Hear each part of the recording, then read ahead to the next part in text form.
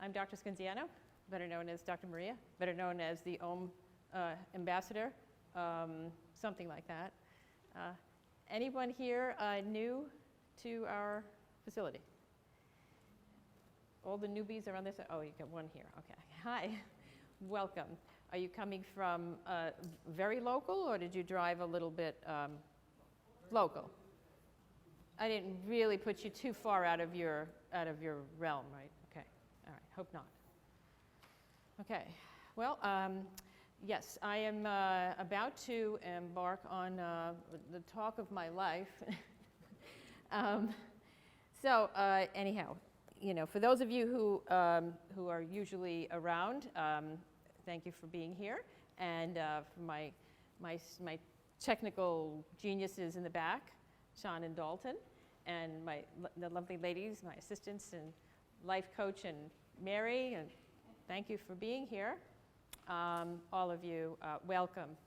Now, I usually talk about, you know, some relevant topics to health and wellness for those of you who are coming for the first time. And I try to be as up to date as I can. I am more of an integrative type of physician, so I have both worlds working, you know, kind of like this, but more, I'm thinking more the health world than the sick world. So my emphasis is more on health and wellness, not so much sickness, disease, and just controlling sicknesses and disease. We want to focus on how to prevent and how to control disease or cure disease. That's the goal, not to just put a Band-Aid on it, okay? So that's what I do at the Om Center, at Integrative Healing, specifically. So this is a topic that all of you are obviously interested in, and I have, you know, basically been incorporating this kind of stuff in all of my visits. When people come to visit me, we talk about how to focus on balance and how to make your life the way it should be. As much as I can do to help you balance your life, and part of that balance is cleansing, detoxifying. Okay, we're using these words a lot these days. You're hearing about detox. Back in the day, detox was all about alcohol, substance abuse, things like that. You know, so it's moved into the other realm of health and wellness, more of you know, taking out pollutants of all kinds. So we've extended that. We've moved away from just the substance abuse. But we can call a lot of what we're using these days substance abuse, because we do a lot of foolish things, right? Well, the average individual, maybe not you. The guy, you know, the people next door. So anyhow, so I brought a few cleansing and cleaning items with me today.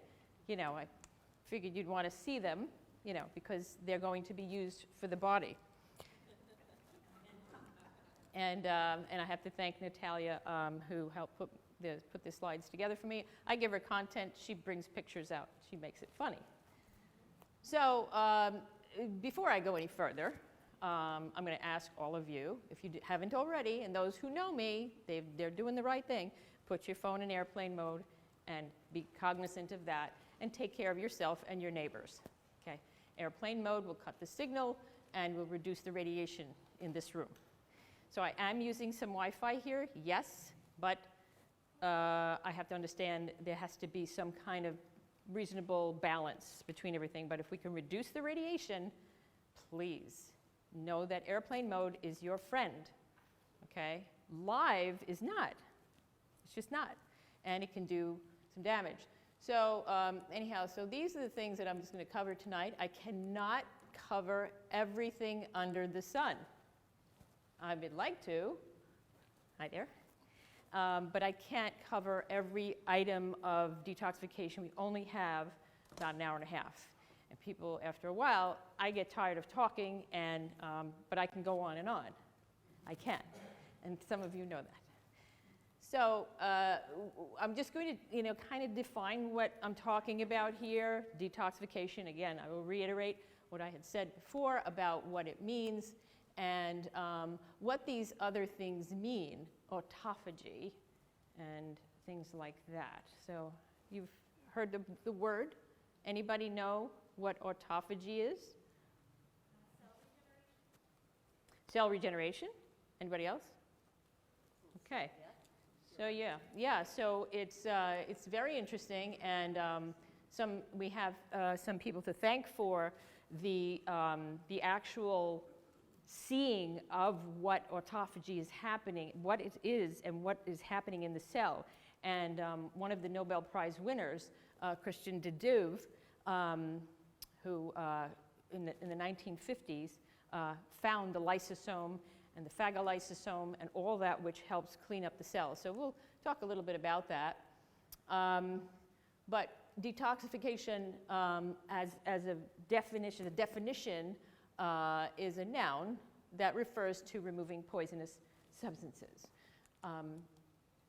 And here we go with some evolutionary, FYI, little stuff for you to perhaps be amused by. So day, or D, is derived from a Latin, and French, meaning to take down from, to take away, take from. So when you you detonate, you reduce the power or whatever, or you descend, you go downward. So the D, E, as I can give you a million words and you can think of them, means to take down, to remove, to mitigate. And toxic is from the Latin toxicum, which means poison. Okay, so just a little trivia. Okay, all right. So in 1867, this word came around. I guess all these men came around and started talking at the table, and realized, hey, we're drinking a lot these days. It's just a little bit too much of this juice going around, and everybody's falling down or dying, and we need to detoxicate. We need to get into the Latin, where the Latin derivatives are, and let's just talk about taking off the poison. Okay. All right, so in 1905, we have this verb come around called, that they coined and said detoxifying is to remove the poisons, actually taking it from detoxicate, because detoxicate sounds pretty rough. So in the 1970s, it was to remove alcohol and drugs, and then addictive substances, basically the same thing. And now we're using the term detox, which is going to be, from here on in, I'll probably use that, detox, which is the colloquial for detoxify, and that's what's been done and used for all of this cleansing business. Okay.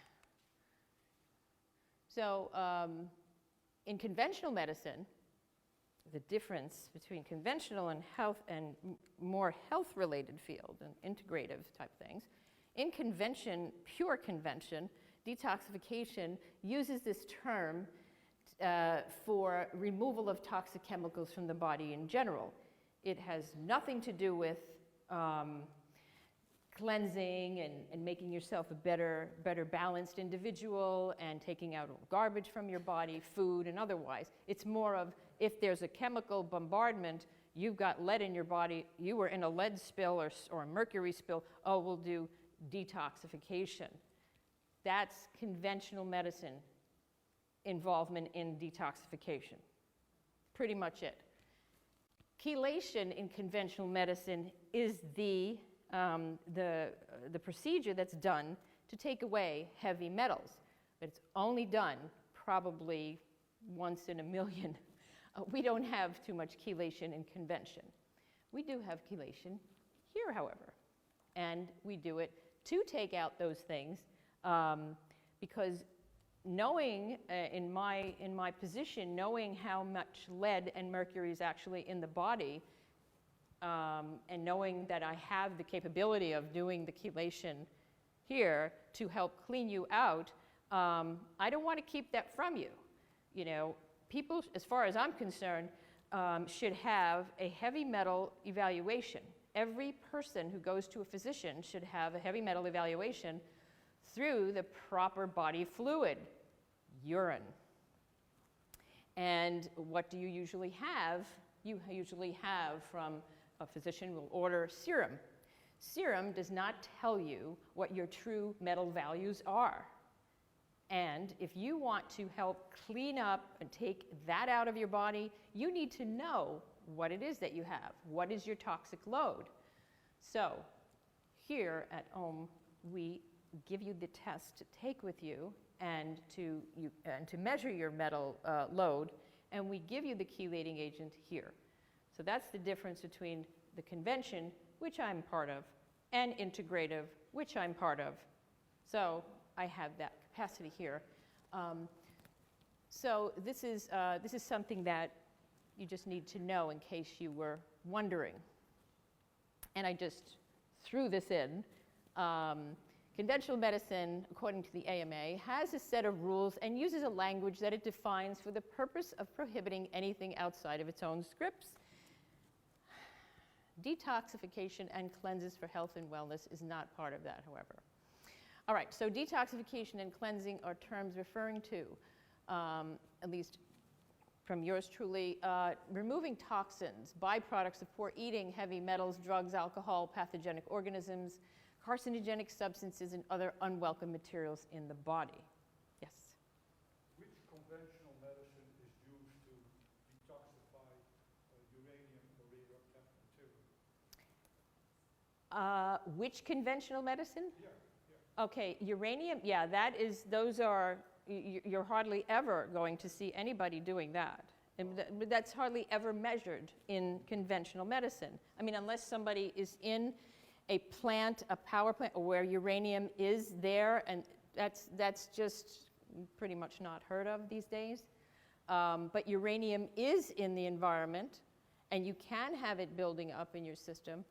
And we used various things, again, in chelation, which conventional medicine is not doing. Not at all. If it's like I said, if it's a lead or mercury or some kind of radiation type thing, other materials, then that's taken, to the extent it is. You go to a special center and they'll do things for you there. But the average person has a toxic load of metals that really need to be addressed, should be addressed, and are generally not. Yes? Now, chelation also remove plaques? Plaques, yes.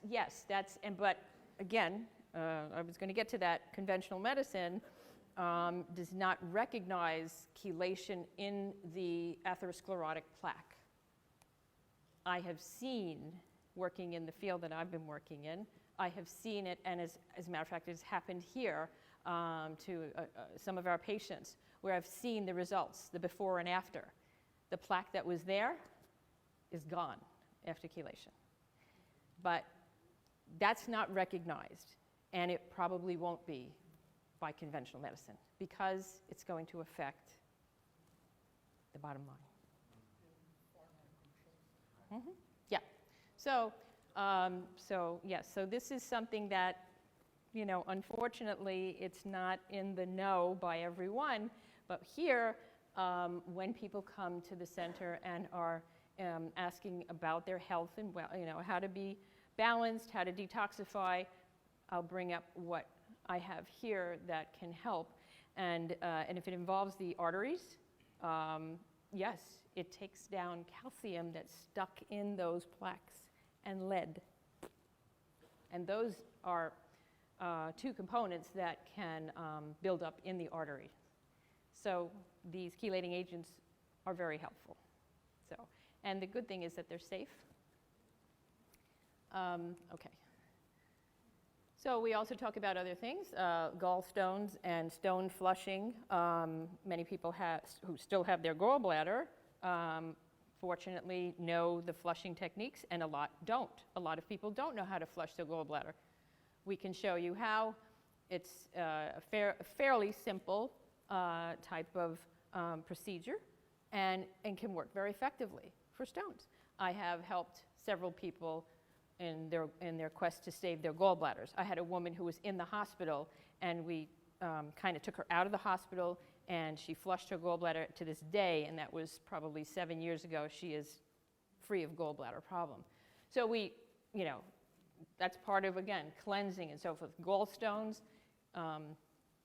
are a building up of materials that happen usually because of dietary indiscretion and or not being conscious, not being aware of what you're doing, how much fat you're eating, how much sugar you're eating, and all these other materials that get sort of messy and in the body, and the gallbladder is taxed. And stones develop when the gallbladder really can't move very well, and there's a stasis of the bile and material in the gallbladder itself. That is, it's the storage area for the bile, the gallbladder. The liver's making that stuff. It needs to come out to emulsify your fats, but if there's a problem and there's a blockage because there's building up of a lot of sludge, it's very hard for that gallbladder to get that bile out. And if it's stuck, and it gets stuck in the duct, then you go gallbladder attack. Anyone here ever have? Anyone go through that or know of somebody who went through it? It's hell. So the drugs that people take can be cause for trouble. Other environmental agents, and all of these things. I mean, there's so many things in the environment, right? There are just so many items that we are encountering every single day. And the more that you have in your own environment, your work environment, your home, where you recreate, if you have pollutants, you are exposing yourself to a tremendous bombardment, especially now, and radiation being one big one. So people who are working in rooms that have Wi-Fi, laptops, Alexas and Joes and whatever they're called, these things are polluting you. They're polluting you every single moment of time. You've got to be aware of this. That's why reduce and mitigate, very important. That's part of the cleansing. Reduce your exposures. Take down the antenna in your phone, close it with either shut the darn thing off or put it in the airplane flight mode. So some of the chemicals that you use in your house, all these that they advertise. I don't know what they're advertising anymore because I'm not even going there. I use more natural products. I try not to go into the arena of the unhealthy products, but there are many unhealthy products on the market. If people are going to the dollar store to buy some air fresheners or cleaning agents or shampoos and soaps, not a good idea. You may as well make it yourself. It's made with relatively inexpensive materials. So look at the recipes for making a soap. There are people who make soaps and they come over here and we sell their soaps. I mean, it's not a difficult process. The saponification and all the little things that go into it, it's not a big deal. You can make it. But if you have the time, and you can make your household cleaners out of essential oils, out of apple cider vinegars and lemons. There's nothing wrong with it, and it's very effective, okay? You're not trying to sterilize your house. There really isn't anything as such. Sterilization is kind of an illusion.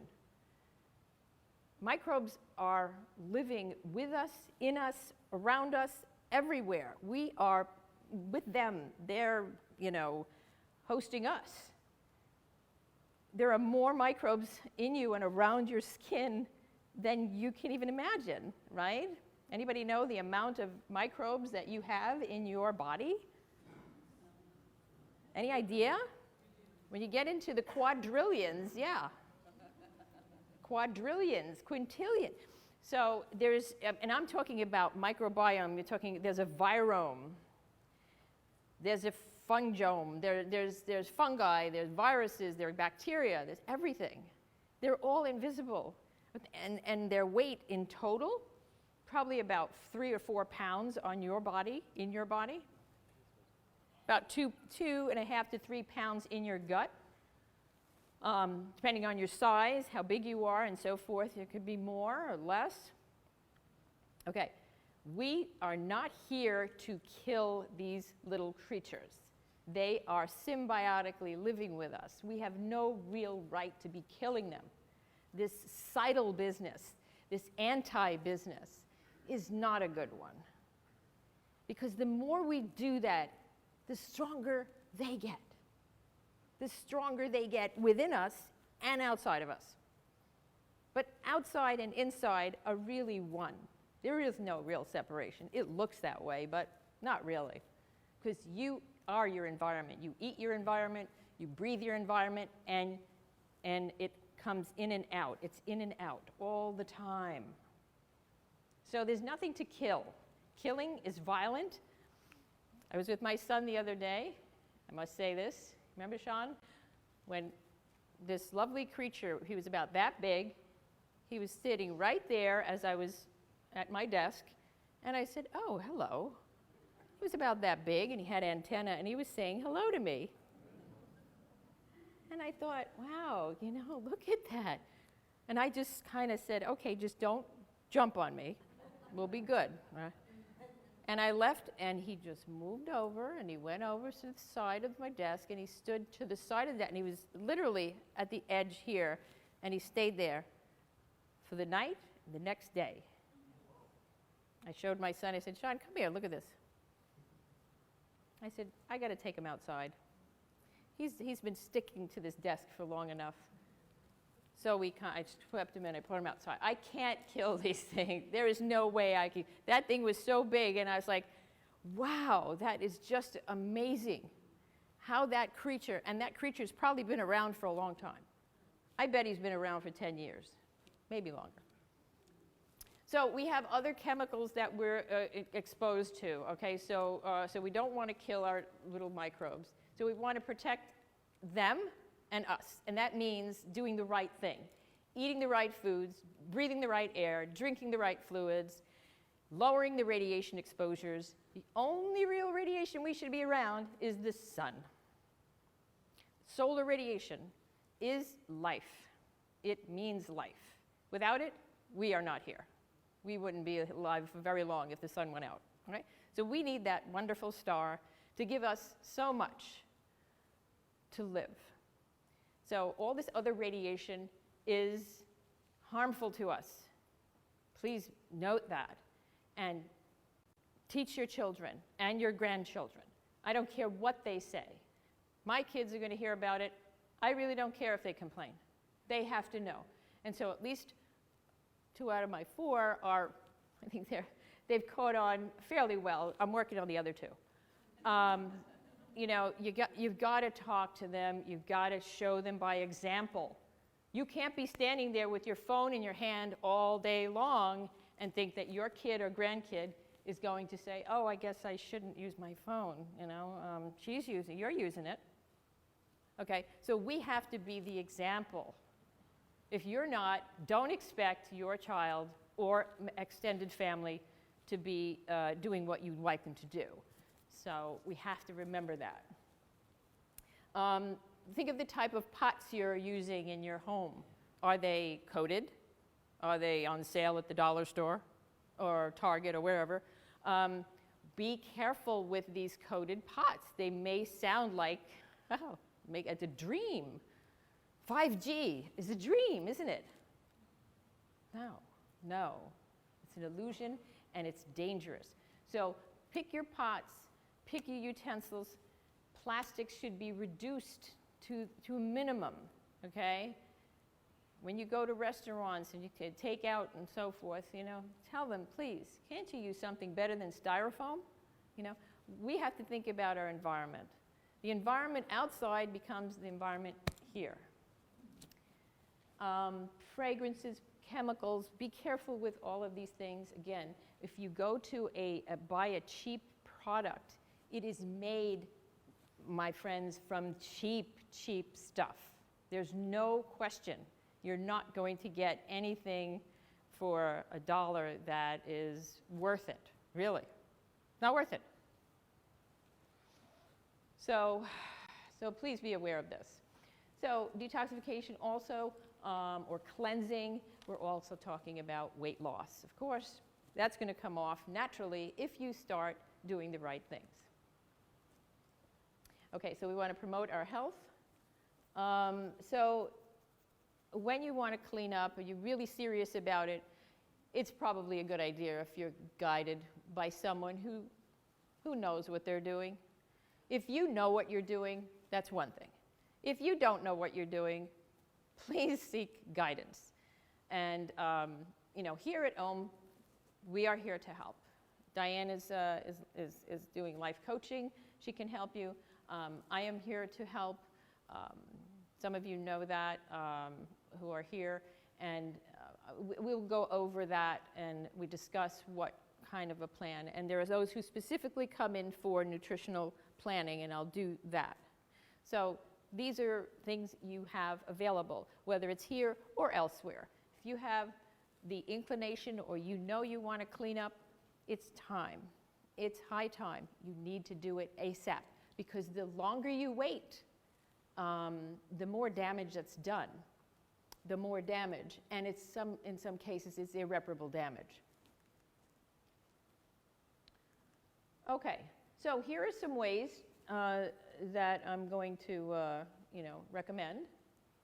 Time-restricted eating, fasting, and time-restricted eating. So fasting basically means that you're not using any solid foods or anything that's going to interrupt the process of autophagy, which is a term. We use it clinically. Now we're seeing it used in the health and wellness arena.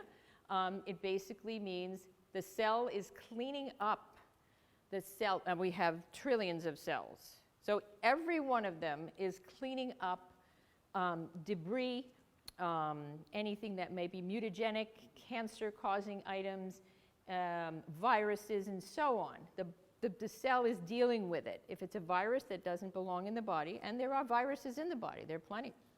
But if it's something that's disrupting the function of the cell, it's going to try to clean it up. So that's part of the autophagy. Yes, sir? What's the recommendation to fast? How often? Yeah, so I'm going to get there. I haven't finished. So fasting is taking out solid food, because that will interrupt the phagocytosis, or the cleaning up, the eating up of the junk. And the cells do that. Every cell in your body is doing that, including in the brain. Your brain has something called microglia that help clean up debris that has accumulated in your brain. We have blood-brain barriers that help to protect the brain from a lot of chemicals and substances. I mean, this is ingenious. But there are drugs that can pass through the blood-brain barrier. There are drugs, there are injections that can pass through the blood-brain barrier. Testing the equipment. So we have a lot of things that can pass through, and so your brain needs to clean it up. Okay, so that's everything in the body can be cleaned up.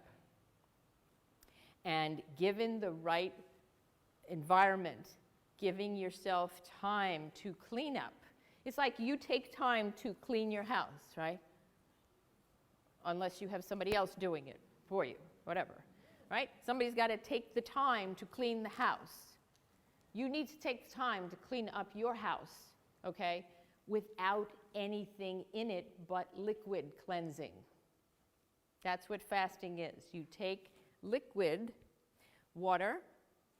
You can use a mineral water, which is preferable if people have reverse osmosis or they have the demineralized water, that's not quite the best to choose from. So a mineral water would be preferable. You could use, either lemon in the water, salt in the water. You can have a coffee if you want. If it's organic, it's better. Tea, anything without heavy cream, milks, and things like that, because that will interrupt the autophagy, the cleaning up process. Okay, so you want to use liquids, and the fasting I will get to about the times, so forth. So you can also just restrict foods using only whole foods. So what is a whole food as opposed to a half a food? Give me an example of a non-whole food. A non-whole food? Yeah, potato chips, Doritos. Okay, well, you've got to make, let her decide for herself, okay. Anybody else? Potato chips, yes, that's a non-whole food, yes. Anybody else? Hot dogs. Sausages. What about bagels, muffins, cookies, pizza? Huh. These, all of these things, any powdered drinks. Right? This is not whole food. So if you want to clean up best with whole food, as opposed to all these, which are smoothies, all these other things that are made in high frequency blenders and so forth. This is not really the way to clean up. You need to masticate. If you're eating consciously, you need to chew your food, not drink it. All right? Now, I'm talking about something outside of fasting. When we're fasting, we're drinking liquid. We need water to live. We cannot live without water. You would be gone in a matter of a week. Within a week, you'd be gone if you did not have water. Your kidneys would shut down. Everything would just die. Okay? Now, with your air, it's a matter of minutes. We need air. We need water, right? In a matter of 4 to 5 minutes, you're finished if you're not breathing. If you don't take water, within a week, you're done. And some people, it'll happen within a matter of days, 2 days, 3 days. Okay? Depends on your condition. So food you can do without for a period of time, and we'll talk about how you can do that. So chewing slowly, I mean, how many people here chew their food 50 times? Diane?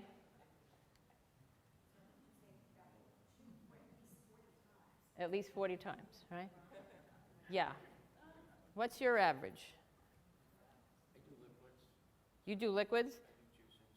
I do juicing, so Okay. I swallow my food. You drink your food? Yes, ma'am. Okay. My friend, we need to talk. All right, who else does 40 to 50 times? You do? Wow. Would you like to come up here and talk? We can have you present here. That's great. So yeah, if you're chewing that many times, you know what you're doing. Yeah. I was diagnosed with acid reflux, and the doctor said you need to chew that. Okay, well then you have a good doctor. You don't really generally hear that. That's very good. Kudos to your doctor, whoever that may be.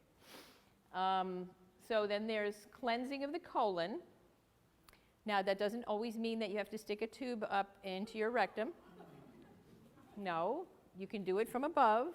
It's okay.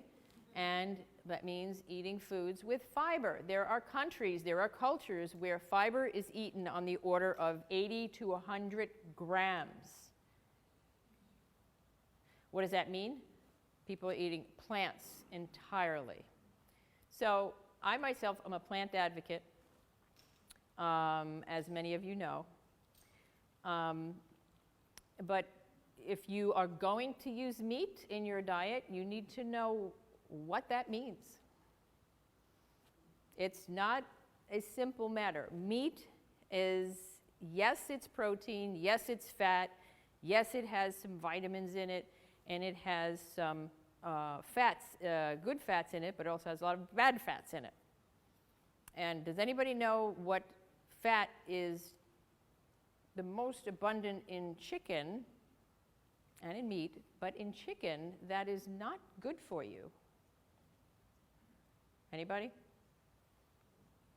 Omega-6. And that specific one is linoleic acid.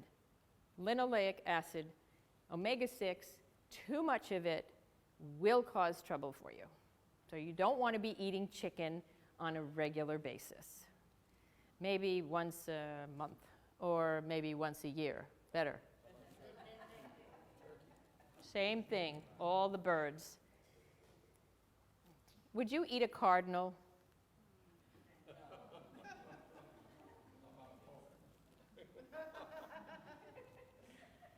All right. So again, if you're going to do any colon cleansing other than the high fiber and eating produce, mainly produce, enemas can be used. You must proceed with caution. Many people don't know what they're doing, and you can hurt yourself. So that you need guidance with. And there are people who do colon cleanses. Again, you need to have somebody who is qualified, who knows what they're doing, has a good track record, because you can get hurt with that. If you see a colon, a colonoscopist or whatever, they do colon cleansing in their offices and whatever, you have to have somebody who knows what they're doing. And then use of herbal preparations and formulas. They have the cleansers. Renew Life is one. There are various others, but you would want a good brand. High intensity exercise will move the bowels and move everything. Okay, so the best you can do, in whatever condition you are, you do your best. Try to move as much as you can. If there are limitations and restrictions due to your conditions, understood. But if you're generally in good health, you've got a good bill after you've come from an exam or whatever, exercise to the best of your ability every day, not just twice a week, not just when you feel like it. It has to be every day. You have a commitment to your health. Make it a priority. Sauna. Anybody here have saunas at home? Okay, you know the benefits. Near infrared is definitely something that penetrates into our skin layers to help stimulate heat shock proteins, which help reduce inflammation quite a bit. So it's anti-inflammatory. It helps stimulate the cells. That infrared is not something that you're going to get just by being in a hot room. And not all saunas have this. So you want to get it near infrared. There's far, which is not as good, but near infrared, just keep that in mind. There are these saunas, of course, that are available for home. We have one here, and it is detoxing. It helps to stimulate the cells to cleanse, to get rid of their debris, to go through the autophagy business. Chelation, something that I mentioned. Yes? How much exactly do you recommend? How much time? Sauna, you could, it could be half hour a day. You can do it every other day. Some people do 3 times a week. Depends on your condition. Some people who really need this treatment are going in each day.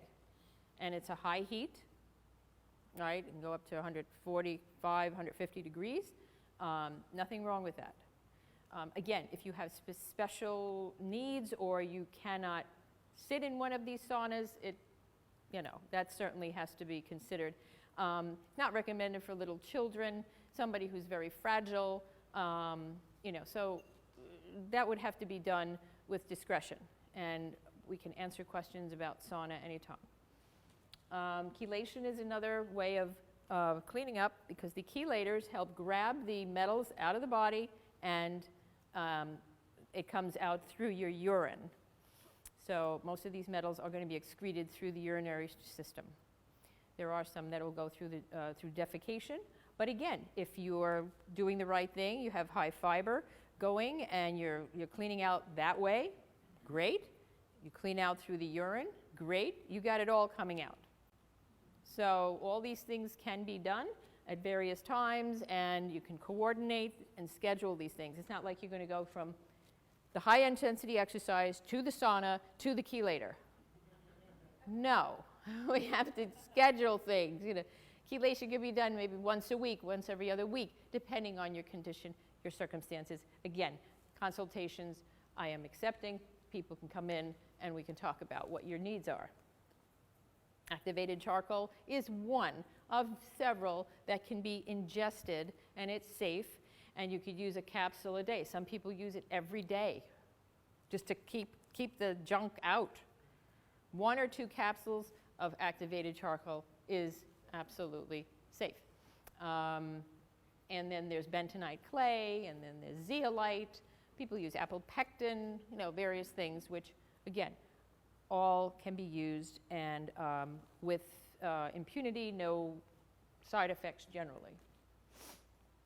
Massage and lymphatic drainage, I think you all know what that is. It's probably something everyone should do to really help clean out your tissues, because things get socked in there and locked in there, especially if you're exercising a lot or you're not moving a lot. It could be that you're exercising heavily or you're not moving, and you need to get that stuff out, because with exercise you can build up a lot of byproduct in the muscles. And so your muscles, if they're aching or they're sore, you want to help it along with massage and lymphatic drainage. So that's all really, really good for you. And meditation is basically a cleansing of your thoughts, emotions, and bringing you just to a higher level of living. People who meditate, they live differently, they feel differently. There's just a benefit overall with that. So if you don't know how to, or you're questioning it, and you need to, you know, explore that, again, we here have these kind of classes and education materials on it. Chanting and singing. People should sing, chant, like we do om. Everybody, om.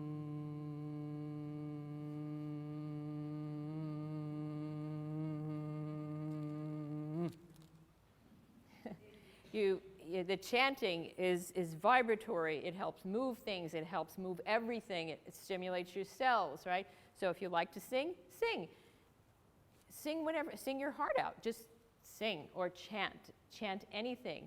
There are so many different chants that you can do. I have a list of things. You can look up chants in your little on your internet and see what you'd like to do for relaxation, for stimulation, for masturbation, for whatever. And chakra healing. So all of these things are the process of cleaning up. Because when you think about it, okay, here's what I'm going to do. I'm going to ask you how many words you can come up with that are going to kind of stimulate your mind to purify. Here's one: clean. Give me another. Pure. What else do you think of?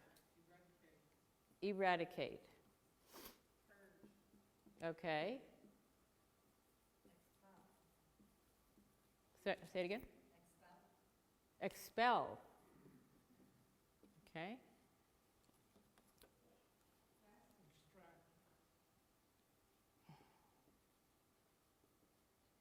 Okay.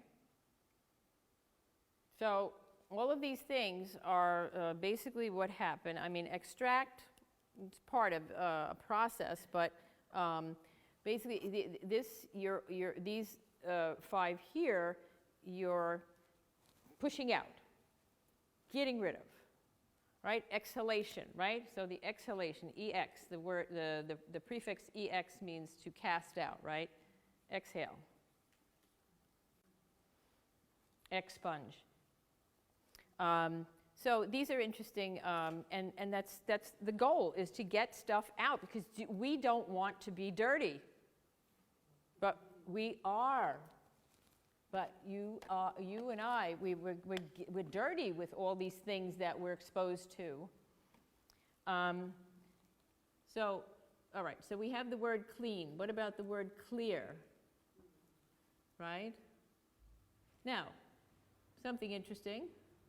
Here are some words that kind of share the spelling. If you look at the spelling here, we have heart, we have cleanse, we have dear, we have these words that kind of, give off this this feeling of purity, heart, purity, cleansing, purity. You're a dear person. Somebody's dear to you. So these words that we use, they kind of all have a similar sound to them that are along these lines. I was just pointing something out here. So think about those words that sound similar to here. Anybody else can think of some words that sound like this? What else? Cheer, peer. Heal, right, that's right. There you go. Heal. See this EA? Something about that EA, right? EA. That's right, health.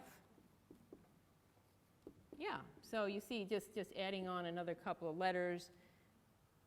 So, interesting. Something just to think about, right? So, anyhow, so I just thought I'd divert your attention for a moment. Okay, so fasting, what does it do for you? It does a lot of things. People, after they fast, and anybody here have gone through a fast, a substantial fast? 3 days, 4 days, a week? Yeah. How many days? A month. A month? Yeah, almost. A month. Okay, so tell us. It was wonderful. It was wonderful. It scared me because I wasn't hungry, and then my natural appetite did come back. Okay, so she was scared because she wasn't hungry. But the body did what it had to do, and that was really amazing. And that's not recommended. Most people cannot do a month, but there are people who do. I heard of somebody who did for 40 days.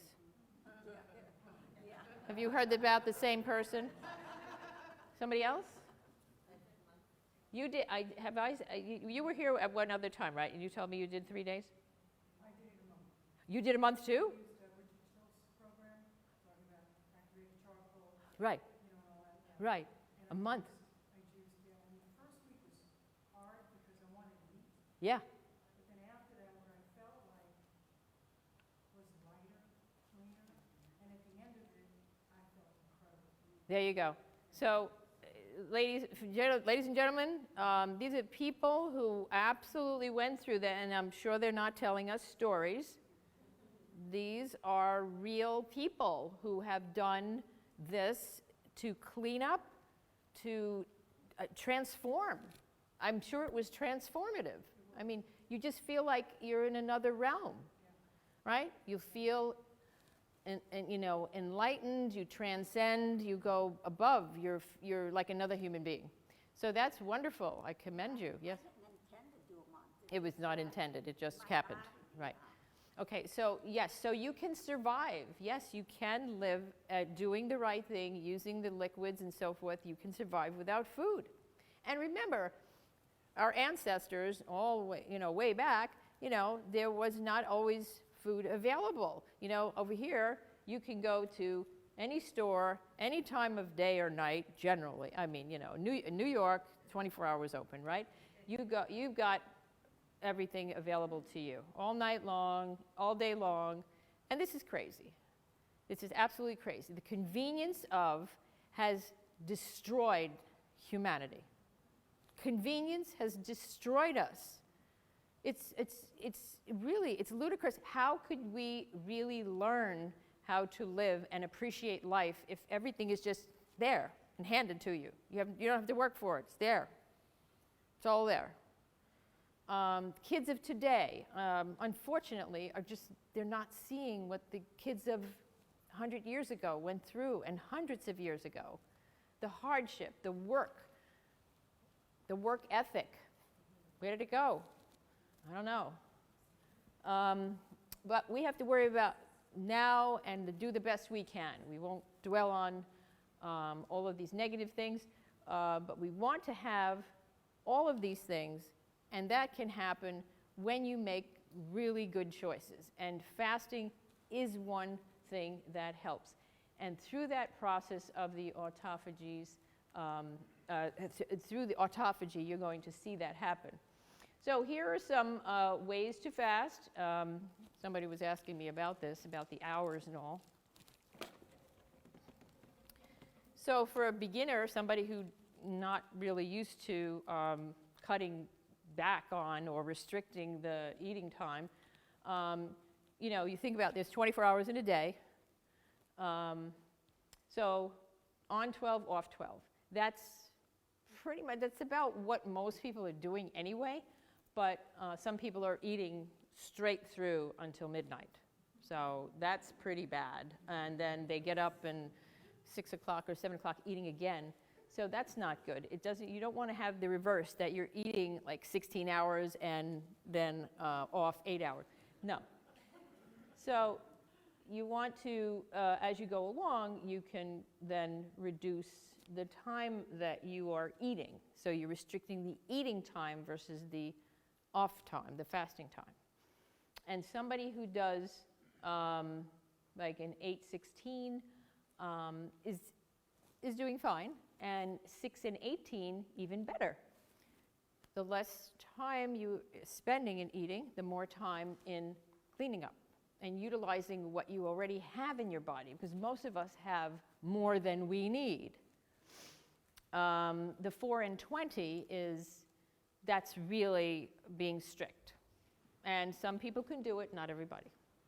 I don't recommend. I mean, it's not for everybody, but if that's something that you can do, you just have to make sure you're getting your adequate nutrients. You must be feeding yourself properly.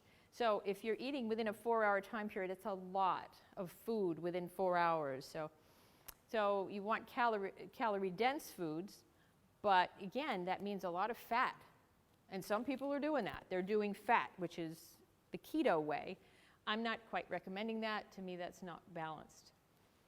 So be careful with how much time you are not eating. You have to be understanding you do need the nutrients.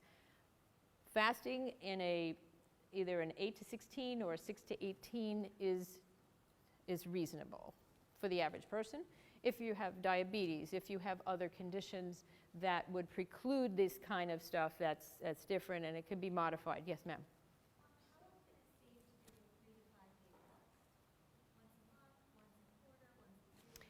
Okay, so if you want to do for that extent of time, I mean, really depending on how dirty your body is, you can do once a month.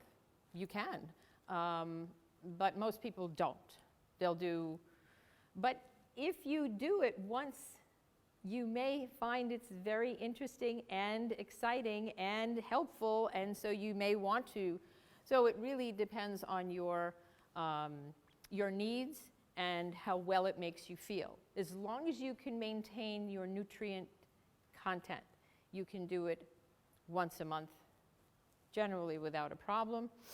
The younger you are, fine. I mean, teenagers should not be doing this, but you're an adult in your 30s, 40s, 50s, and higher, you can certainly do once a month. In the blue zones, everybody knows where the blue zones are? Okinawa, Sardinia, Loma Linda, California. In these places, people fast. They eat in limited times or they fast.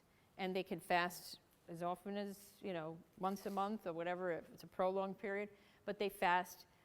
There's a togetherness. There's a camaraderie. Their life is slower. There's a whole lot of nice little things that are working at the same time to make these people live very long. Somebody was just telling me that she had lived in Japan, and I said, darn, I want to go to Japan. But she lived in Okinawa for a while, and she said the life there is amazing. Everybody's slowed down, nobody's rushing. You don't have the maniacs like you have, on the road over here. People are very happy, and they eat very healthy. And so that's what it is, the life here is like, "Rah!" But we want here in this community at the Om Center, we want to promote living kind of like that, I mean, it's to think that everybody's going to live like that is unreasonable, but if you can make changes to help slow your life down, slow it down. You don't have to live life in the fast lane, and it's better not to, because it gets you into accidents. And so you want to keep it at a pace that's nice and reasonable. Okay, so full day fasting, and any longer, like I said, should be done with proper coaching. So I've mentioned all of these things to you. Whole foods should be what you're using. Now, after a fast, if it's after a day or 2-3 days or a week, you'll notice that your dietary selections may change. Could you share with us what you felt, ma'am? What is your name? Denise, tell us how your diet then changed after your... Well, I've been a vegetarian many years, Huh? about 47 years. Wow, So good, it congratulations. was easy for me to Yeah. transition, but to be honest with you, I've gotten lazy, Oh, so that's why I'm back here. okay, so you need that, you need to have that ignited again. You want to start all over again. Good, because you're human, and people can fall back into habits, old habits, and fall off the track. I had a man who had gastric cancer, and we were on the cure route. He was on the path to cure. We were doing well, and then he had stomach cancer, and then he had company over, and the holiday came, and everything went to hell. Where he is now, I don't know, but he had the cancer come back with a vengeance. So if you're on the healing path, you need to stay there. Don't fall off the track, because things come back with a vengeance. It's like, you're doing me well, and you think you're going to now turn it all around and make a mistake again? Stay on the path of healing. Yes? When you fast, I try to fast once a month. Okay. For a period. Good. And I do just exactly what I do every day. Okay. Is this okay to do that? Sure. Absolutely. What's comfortable for you, you continue, and it's okay. Yes, it's fine. Again, remember, people live longer who eat less overall. They've done studies on rats over and over again. The little mice, the little rats, the less fed rats outlived the bigger ones. The smaller rats, the leaner rats lived much longer than the heavier rats. Okay. All right. Okay, just to mention autophagy. We have about a half hour to go. So from the Latin, again, I like to go back to roots of Latin and French and Greek and whatever. So this word means eating oneself. Isn't that something? Not the picture of it doesn't conjure up images of such interesting and nice things, but no, it is your body taking out debris. So it's within your cells. There are little organelles called lysosomes that the cellular material puts it and packages it in these lysosomes. It's just amazing, because this was seen under a microscope by this Nobel Prize winner, Nobel Prize in physiology back in, I don't know, it was the 1950s. No, 1974. And he and others saw this under the microscope, in the electron microscope, which was becoming more prominent. So we were able to see, with tremendous magnification, you were able to see these organelles, which weren't seen before with a light microscopy. Light microscopy can only go so far. Electron microscopy can go way, way down into micrometers. Micrometers or microns are really teeny. Then there's angstroms. Anybody know these things? You've heard of this stuff? Maybe. So, I mean, it's invisible stuff to begin with, and then, you know, when you have the power of the magnifier to see that, it's like you're seeing another world. So he saw that what was happening was the cell was cleaning these things up, packaging the debris into these lysosomes, and then it went into this they call it an autophagosome, and it, you know, it went from one little place to the next in the cell, and then there was the breaking down, and then whatever was coming in there was being utilized by the cell. So it was breaking down, it was like it was eating and digesting whatever was in the cell to make energy. So it was phenomenal stuff. So that's where we have this autophagy, this term that was coined back then. And again, it's within the cell's cytoplasm, you have all this stuff happening. It is happening all the time. Now, when you are fasting, it will be even more so. So that is a point I wanted to make. When you're fasting, you allow it to happen even more so. So the cell really gets going.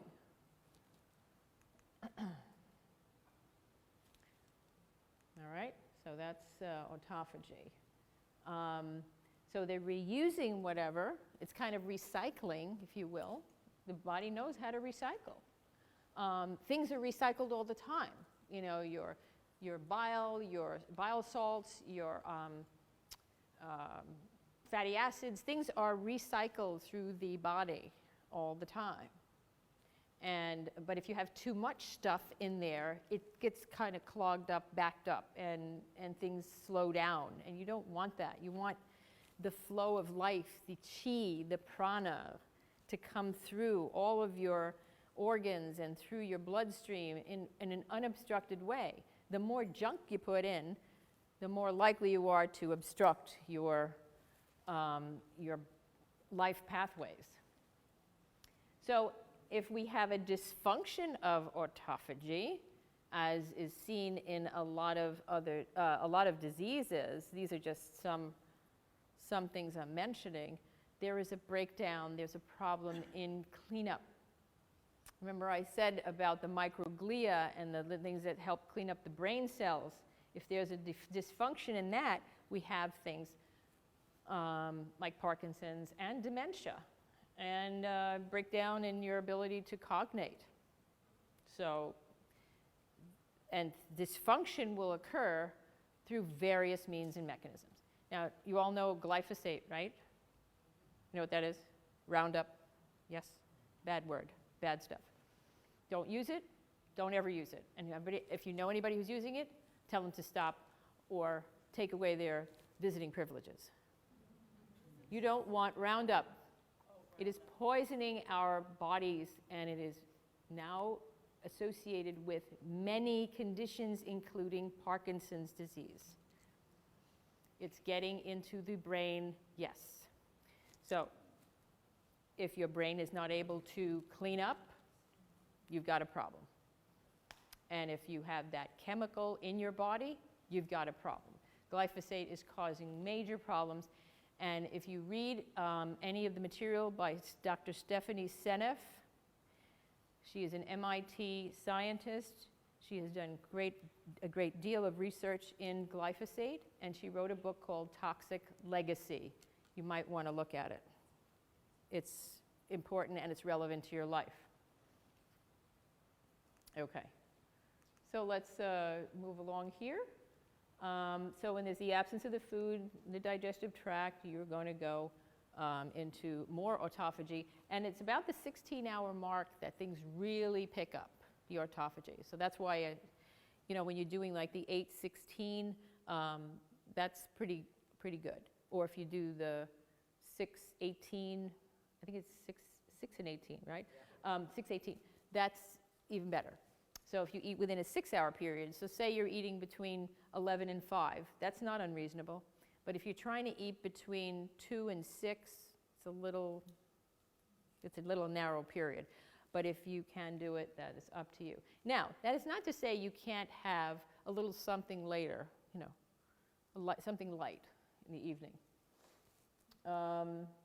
So here's what happens. You have the liver detects that your sugar's coming down. It stimulates glucagon. It releases that glycogen, and it goes to the brain because your brain needs glycogen. So when you're fasting, and you're fasting for a longer period, your brain needs glucose. And if you're not taking it in, it is breaking it down within the body stores. So just keep that in mind. So all is good. So we're always working, we're always cleaning the body. When you sleep, you're detoxing. So when you do these, 6-18 things, that's through the sleep time. Always include sleep. And taking your sun for at least 10 to 30 minutes a day. There's plenty of it, so please take advantage of it. It is not going to give you skin cancer. And using time-restricted eating. And adjust your schedule so that you can do this. You needed to do this. You owe it to yourself. You owe it to everyone to do this kind of stuff.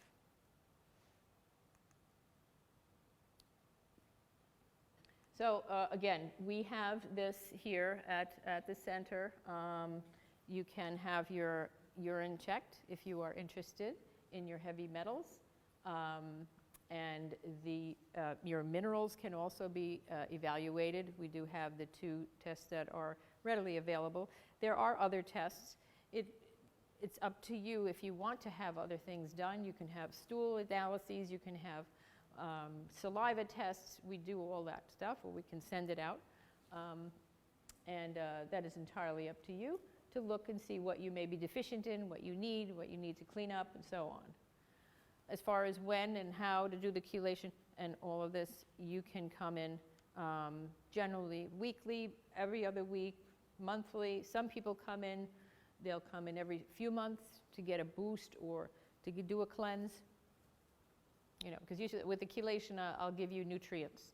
So it's not just taking the metal out. We have to give you back some good nutrients, vitamin C, glutathione, and things like that, and minerals and B vitamins and so forth. So as often as you want with massage and saunas and flushes. When you want to talk about flushing out, like you want to flush out your gallbladder, that could be done. I mean, I have people who've been doing it monthly. They do a gallbladder flush, which is something you do at home in your own private home. And some people like to show me the end product of their They send me pictures. Oh, God. And one woman put it in a nice little like paper plate with flowers on it, so it looked better. Whatever.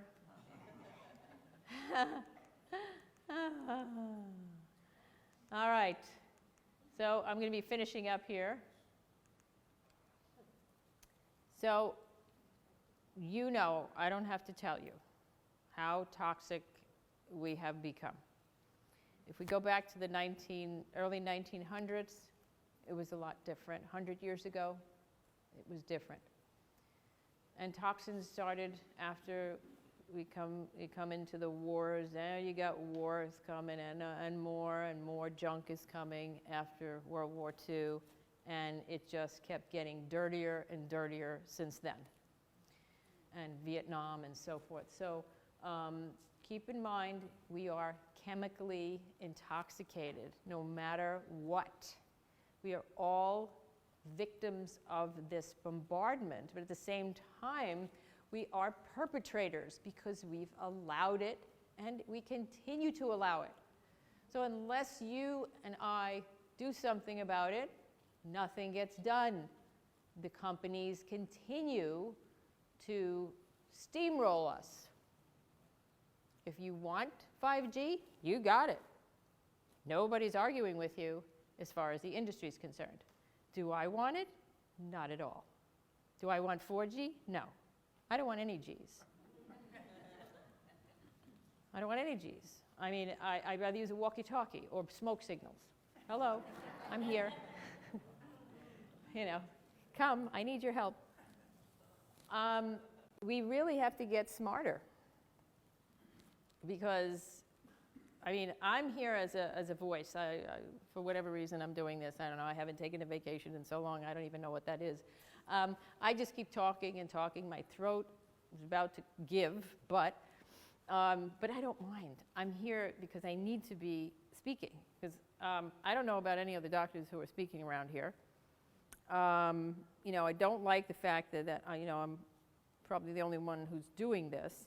I'm hoping that my colleagues wake up and help because it's a lot. There's a lot to be done, and we've got to help each other. And if you're a physician, you're a provider of care, you really need to start making the difference. You know, helping people along. They need you.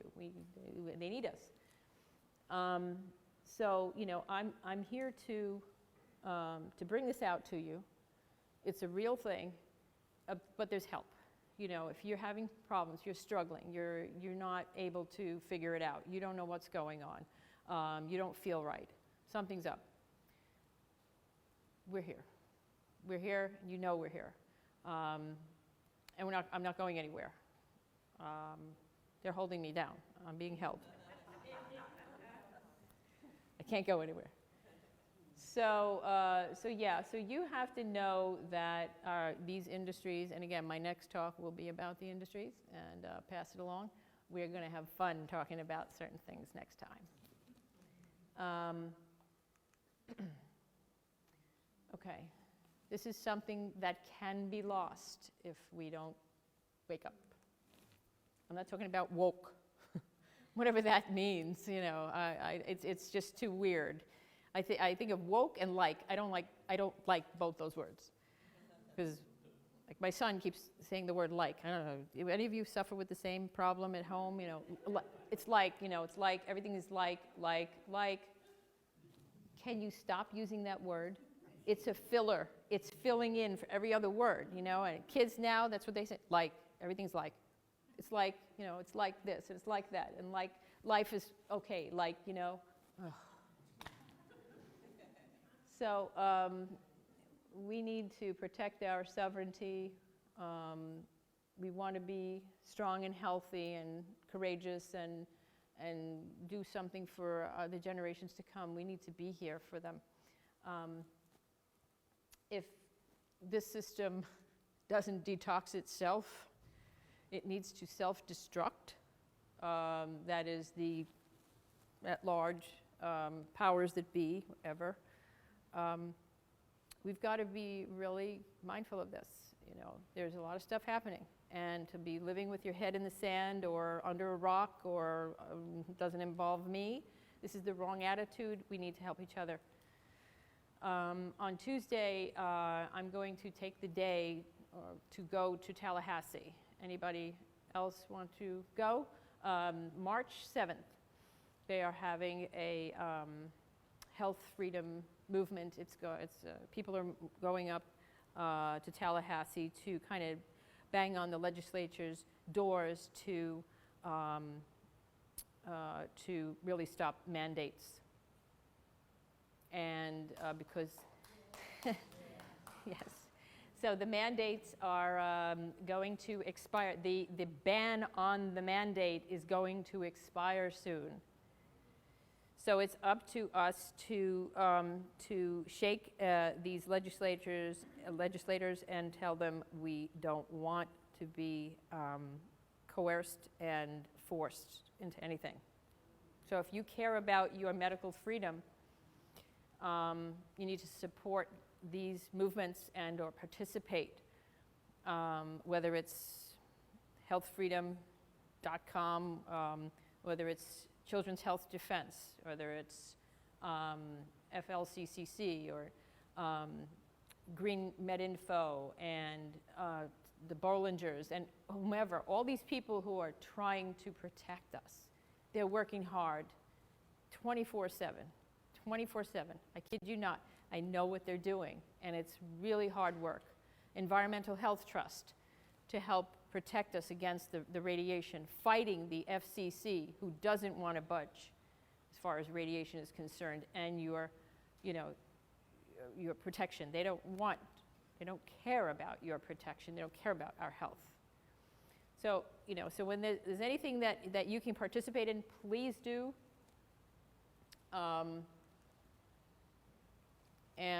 Like I said, we're here to help. And if there's anything I can do, please let me know. Again, my wonderful staff are here on a daily basis.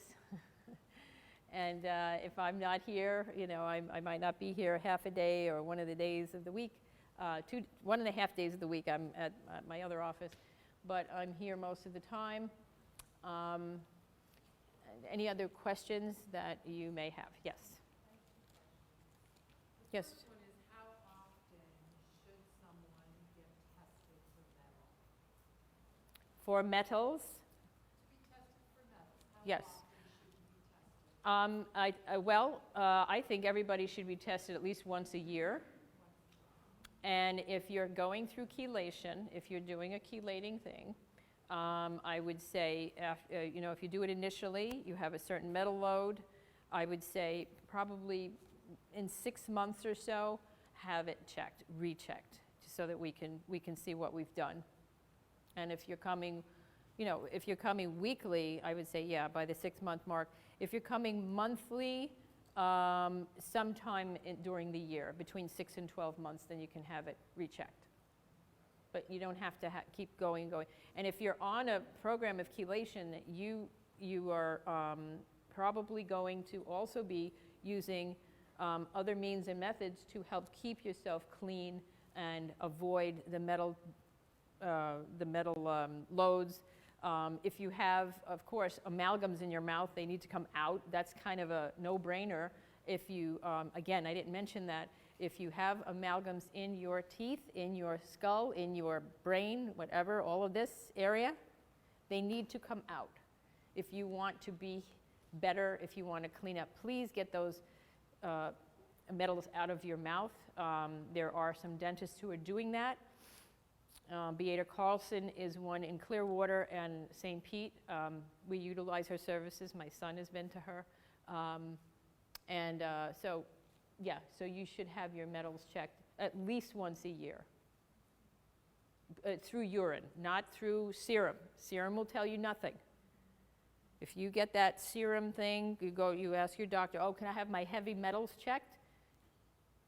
It's not even worth it. Not even worth your time or the needle that goes into your arm.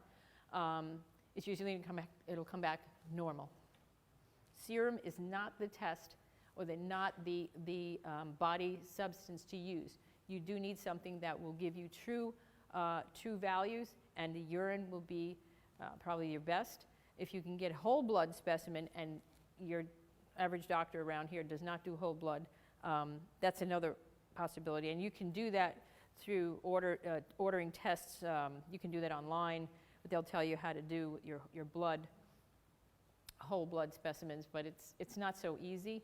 So I do recommend probably the most practical way, it's the urine. Hair is a problem because everybody dyes their hair, and you have metals in the dyes. So there's going to be an erroneous reading. Don't bother with the hair. It used to be that you could use hair, but you got to take a big chunk out too, and most people don't have enough to take out, or have none. So the urine is your best bet. Any other questions? Yes, Teresa. So when you're going up to Tallahassee, Yes, you're going to come? It's too early. It's early in the morning. It's a lot of driving. so I'm curious what mandates are expiring. There was a ban on the vaccine mandate. Okay. Thank you, ladies. Good night. So that's going to come to an end, and then they will enforce it. If we don't, there's a bill right now on the table that is to protect against mandates. S22 something or other. I don't know the number on the bill, but there is a bill that we want to have passed and put through, and that becomes then law. So anyhow, if you, any of you are interested, we're here, and I appreciate your attention, and I would appreciate you helping each other to live a better life, a cleaner life, and you know, don't forget to clean your house when you go home.